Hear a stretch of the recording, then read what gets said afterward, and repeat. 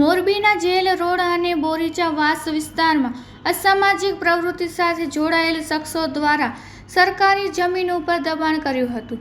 તેને તોડી પાડવા માટે આજે તંત્ર દ્વારા કાર્યવાહી હાથ ધરવામાં આવી હતી અને અંદાજે 642 ચોરસ મીટર જગ્યા ઉપર કરવામાં આવેલા ગેરકાયદેસર બાંધકામને 3 જેસીબીની મદદથી તોડી પાડવામાં આવ્યું છે. આ બાબતે વાત કરીએ તો સમગ્ર ગુજરાતની અંદર અસામાજિક પ્રવૃત્તિઓ સાથે જોડાયેલા શખ્સોએ સરકારી જમીન ઉપર કે ગૌચરની જમીન ઉપર કરેલા ગેરકાયદેસર બાંધકામોને તોડી પાડવા માટે થઈને તંત્ર દ્વારા કામગીરી કરવામાં આવી રહી છે.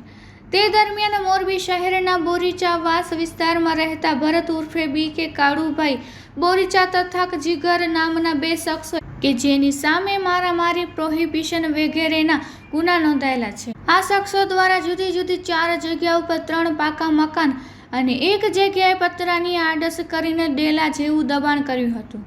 આ 4 જગ્યા ઉપર આજે મોરબીના પ્રાંત અધિકારી, DYSP, PI સહિતના અધિકારીઓની હાજરીમાં 3 જેસીબીને કામે રાખીને તમામ પ્રકારના દબાણોને દૂર કરવા માટેની કામગીરી હાથ ધરવામાં આવી છે અને કુલ મળીને 642 ચોરસ મીટર જગ્યા ઉપર કરવામાં આવેલા ગેરકાયદેસર બાંધકામને આજે તોડી પાડવામાં આવ્યા છે. સરકારી જમીન ઉપરથી દબાણ દૂર કરીને અંદાજે 65 લાખ રૂપિયાની કિંમતની જમીનને દબાણ મુક્ત કરવામાં આવી છે.